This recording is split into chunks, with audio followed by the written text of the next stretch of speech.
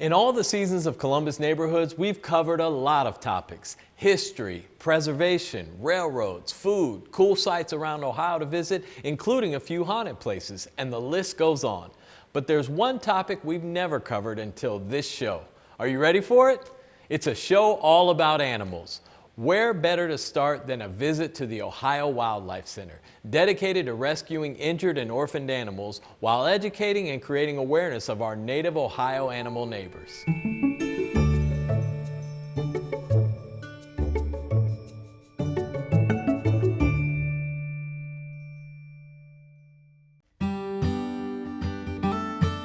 It's no secret that Columbus is continuing to expand and continuing to grow, and while that's great for our state, it's great for our state economy, it is a detriment to our animals. The more houses we build, the more buildings we build, the further out we keep going, the more these animals are losing their habitat.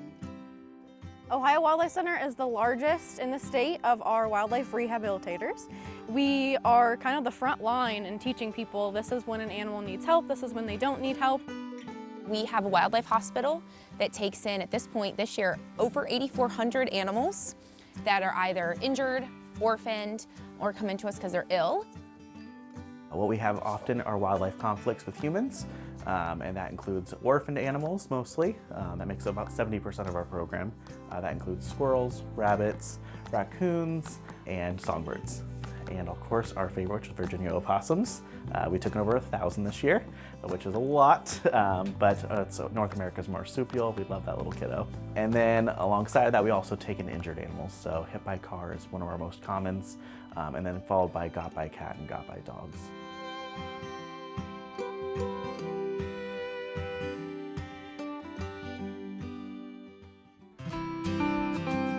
We have different rooms for each of our species. So things like swim tanks for our waterfowl to make sure they can still swim during the day.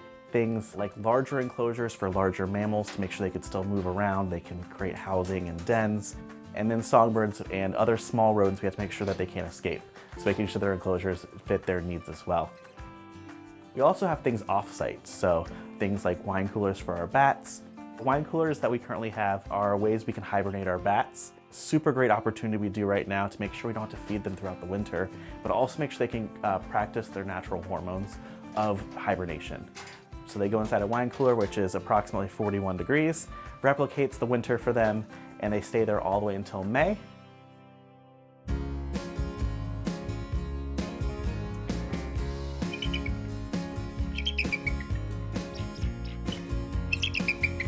We have 3 incredible women, our education team, and they are dedicated to bringing knowledge, information, and understanding to the community. Ooh, big boy, where are you going? I get to take care of the animals that are non-releasable. So whether they have been stolen to be a pet, or whether they are too injured to release back out into the wild, or sometimes the law says that we're not allowed to release them back out. And so those animals need to be placed in some sort of education program, which can be with us or it can be in other permitted facilities.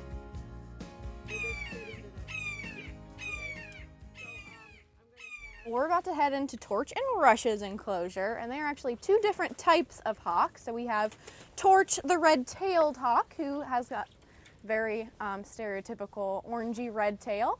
And then we also have Rush, who's our red-shouldered hawk. They are our ambassador animals. So they're going to be with us for the rest of their life. Typically, birds like this can live under human care for 20, 30 years, so it's a pretty good life that they can live with us. They have really keen vision that they are going to be using mostly to find their prey. Now, that is part of the reason why our hawks are with us and that they can't be released, is because these 2 in particular have issues with their vision. So Torch, our red-tailed hawk, he got caught up in a gas flame. So lots of factories, lots of plants release certain gases and ignite those gases. And so unfortunately, he was in the wrong place at the wrong time. He had burnt off most of his feathers. We like to say that he looked like one of those rotisserie chickens that you can buy from Kroger. He had also permanently injured his eye and also broke off lots of his beak as well, which none of those are good for a hawk. And unfortunately, with all those issues, he was not going to be releasable, mostly with the eye issue. So we like to call him our hot mess. Thank you.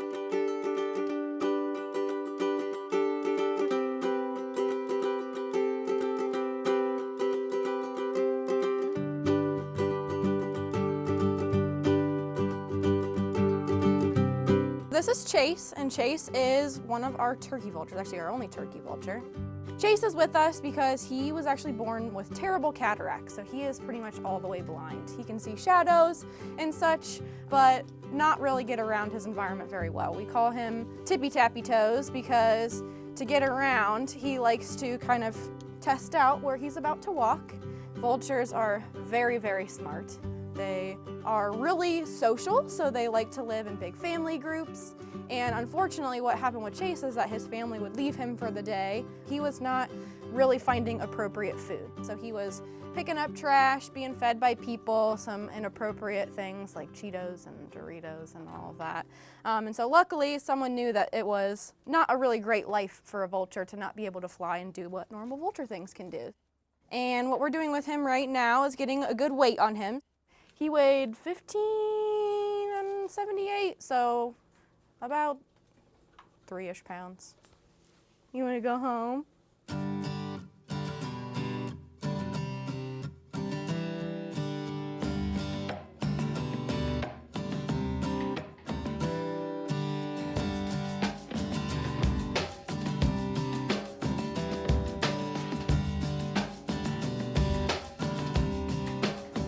My name's Allison Sullivan. I'm our education program coordinator, so that means I get to hang out with our permanent non-releasable animal ambassadors all day long, which is great. And in this house we have our 2 coyotes that live with us full time. So Dryden is our older coyote. He's about 12, almost 13 years old now. And Casper is our younger coyote. He's actually less than a year old. So he's just a little puppy, and he definitely still has that big puppy personality. We named him Casper because they are kind of like friendly little ghosts. These guys are elusive. They do not want to be around people, but Casper is very curious and very friendly and loves to see people, so we're still working on his confidence. Dryden was taken from the wild as a pet when he was a pup. These guys are not pets, they are wild animals, but he got to be a little bit too comfortable when he was a puppy with people. Where Casper, he was actually brought to our hospital because he was found next to his mom who had been hit by a car.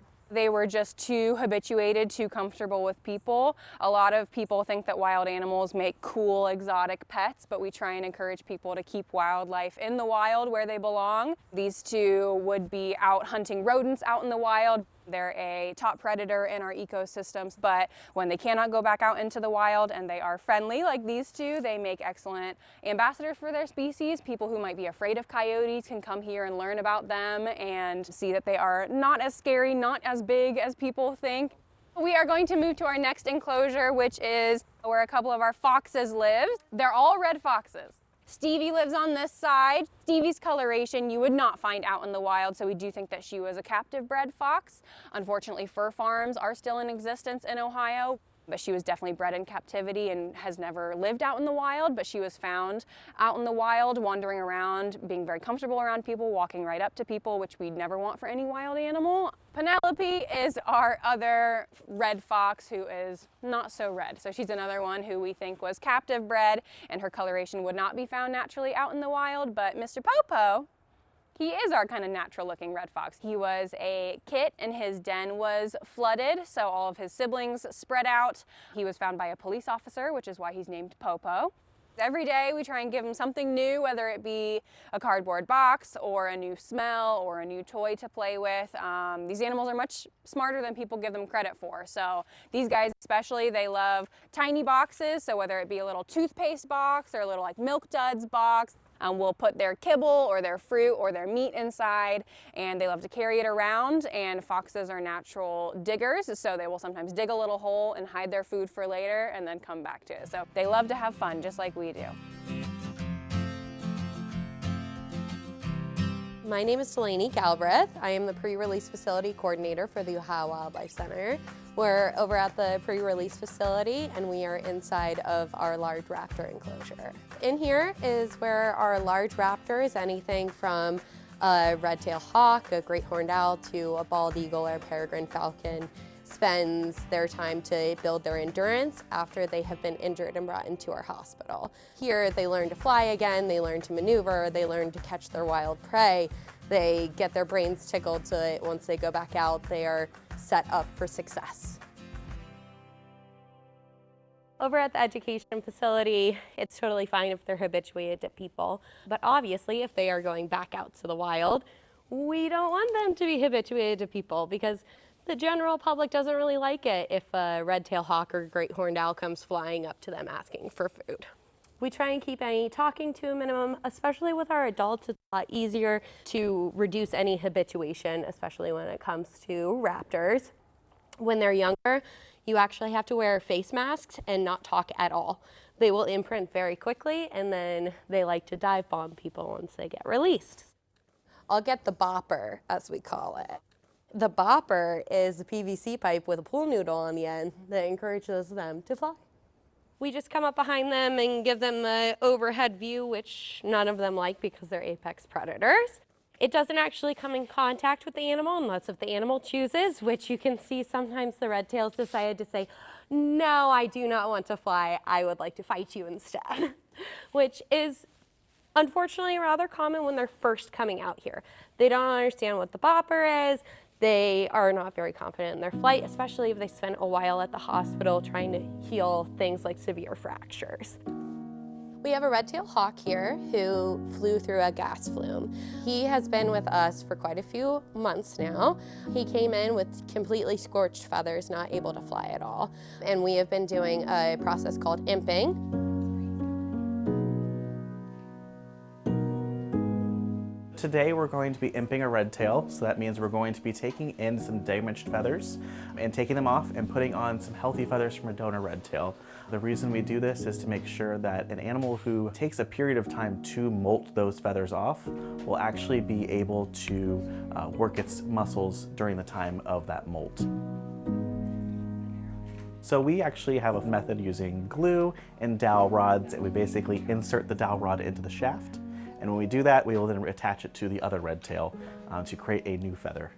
These feathers came from a donor. The donor red tail sadly had a non-rehabable injury, and rather than having that body go to waste, it's great to be able to use that for other resources.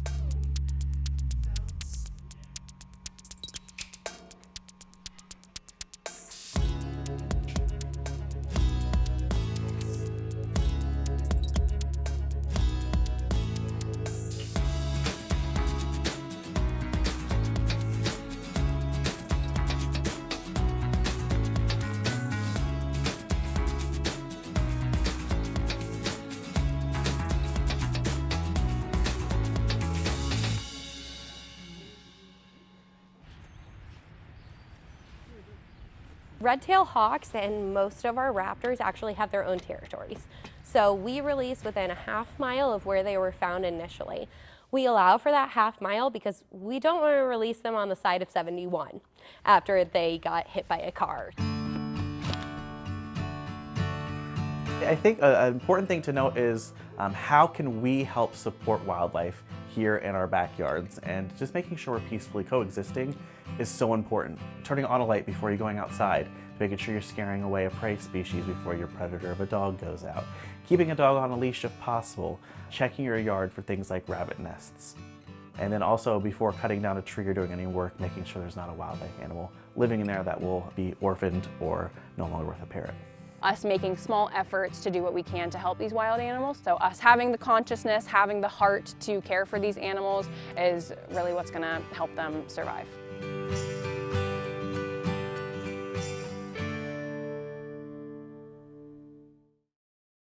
What would a show about animals be without showing some cute dogs? Well, you're in luck because we have a great story next about a program which allows people with disabilities to lead a richer life with a little help from their canine companions. Just a warning, there might be a cuteness overload when you see these puppies.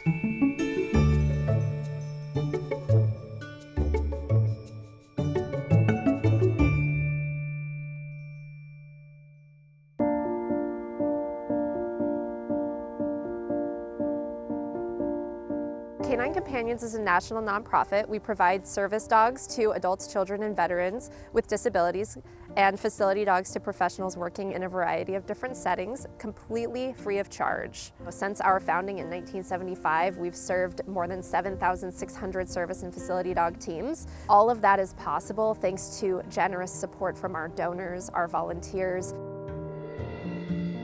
My name is Elaine May. I am a puppy raiser for Canine Companions. This is Weston. He is about 18 months old. A friend of mine had a spinal cord injury, and I watched him and was there with him through his rehab and everything. He was paralyzed from the neck down, ended up getting one of these dogs, and I saw the miraculous change in his life, and I thought, I can do that. It is now personal. So I started raising puppies. Weston is number 7 that I've raised, and I have number 8 at home. All the dogs are bred in California at our home base in Santa Rosa. They're actually bred and born in volunteers' homes. And at 8 weeks old, they're shipped across the country to puppy raisers like myself. It's a volunteer job. We go over to the airport, they fly in, we get them, we take them home, we start training immediately, even though it doesn't seem like training.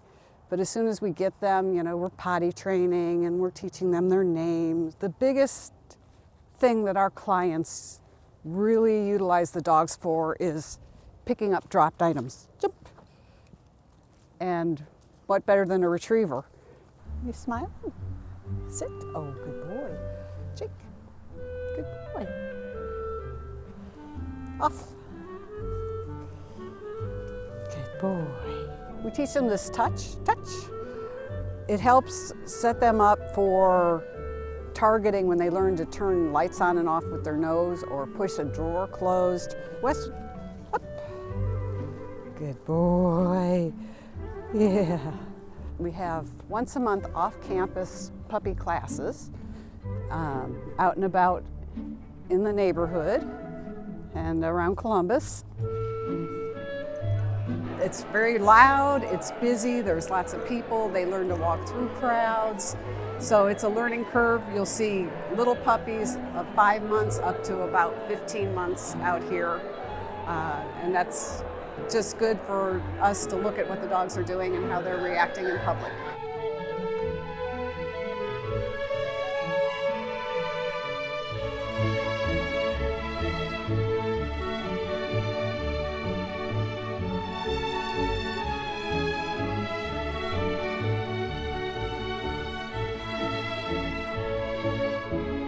So he leaves me after 1.5 years. I've done all I can. I've taught him, I've socialized him. He returns to the center where the professional trainers will build on the 30 cues I've taught him. And that's where he'll learn to open and close doors. He'll learn to turn lights on and off, push buttons, take your socks off. He'll be able to open the refrigerator door, get out your water, close the refrigerator door. We want them to succeed. We want them to get through the program and get placed and go on and change lives. We really do. Right here in New Albany, we have a 16-acre campus. It's our North Central Training Center. That's the training center that oversees the 14-state region. All of our dogs will turn in for professional training, and that's where they spend the next 6 to 8 months training with our high-skilled trainers. Our training center is unique and amazing in the fact that it actually has 16 guest suites. So we are able to provide lodging free of charge to our clients who travel from across our 14-state region to stay with us.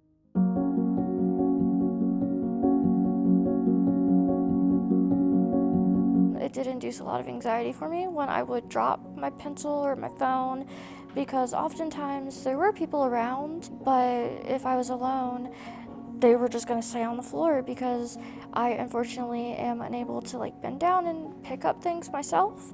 And the thought of having a service dog with me kind of comforted me a little bit. Based on how the trainers saw how we did with the dogs, that kind of helped them determine, the factors of which dog would go with which person. They put us all in a big circle and they were like, okay, we're gonna tell you who your dog is.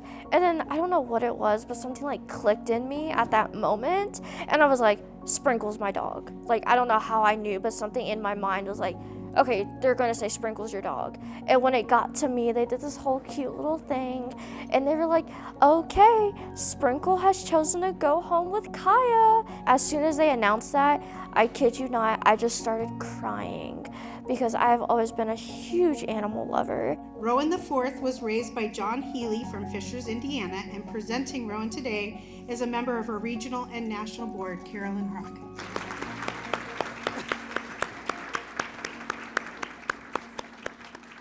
Each year we have 4 quarterly graduation ceremonies, national graduation ceremonies. So that means across our national organization, these ceremonies are taking place. During this process, our dogs that have been raised by their puppy raisers will be turning in for that professional training. And at the same time, our clients will go on to graduate with their service dogs. So it's kind of celebrating the next generation of future service dogs being dropped off at our campus and the newest teams who have been placed with their service and facility dogs, going on to reintegrate in society and kind of start their lives as a team.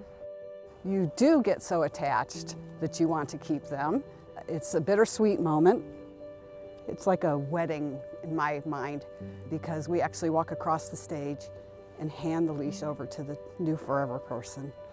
So there's happy tears and we send them on, we wish them best, and we start all over.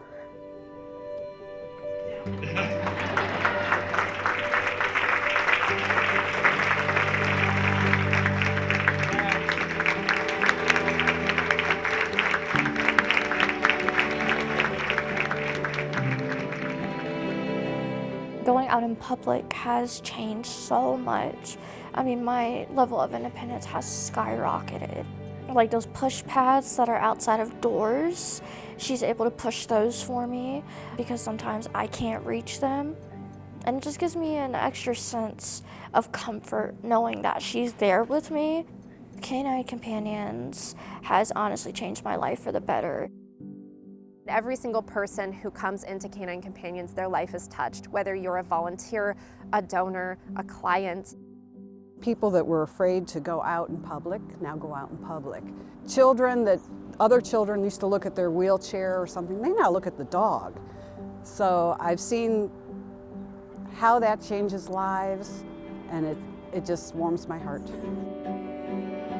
Having Sprinkle, she not only helps me with my physical tasks, but she is definitely a support for me every single day. I'm currently in my sophomore year. I'm a crime and justice studies major, and I am minoring in forensic studies and psychology. And after my undergrad, I plan on going to law school. I'm just feeling excited for the future because I know good things are going to happen. To be able to witness firsthand how people's lives are changed by this amazing human-canine bond, it's indescribable, you know, you just have to witness it. And it's just such an amazing program, and we're so proud to be a part of it.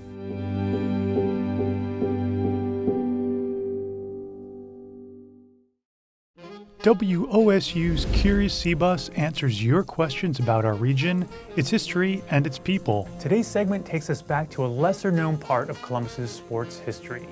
Central Ohio is filled with parks where it's common to see soccer and baseball games underway, or joggers and bicyclists making use of trails.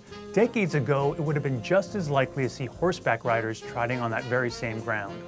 That led Patricia Bonham to ask us about a man named Frank Talmadge and a riding club that once existed in Franklin Park.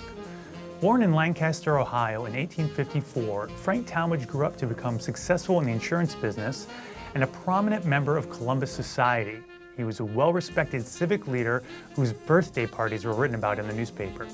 He was known as an avid equestrian who worked diligently to keep appreciation of horses and horseback riding alive as automobiles became more and more common.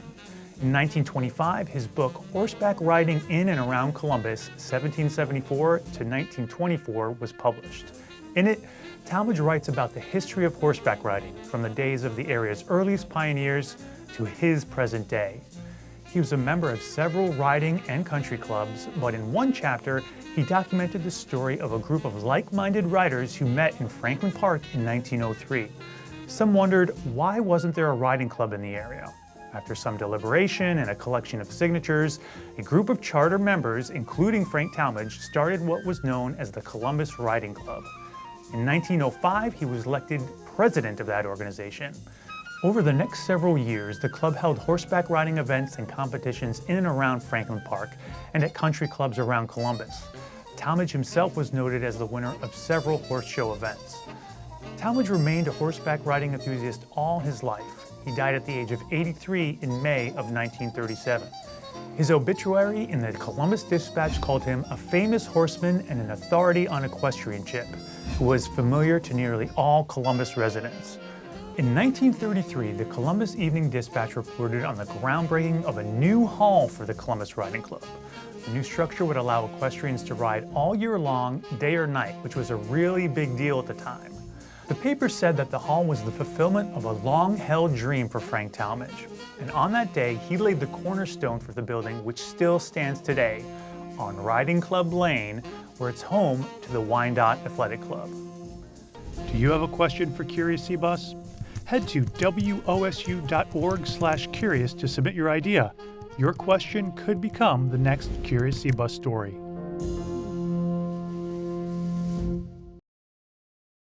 Thanks for being with us, and remember, you can catch all our episodes on YouTube or columbusneighborhoods.org. Plus, see our stories on the WOSU mobile app. And you can follow us on social media. We'll see you back here next week on Columbus Neighborhoods.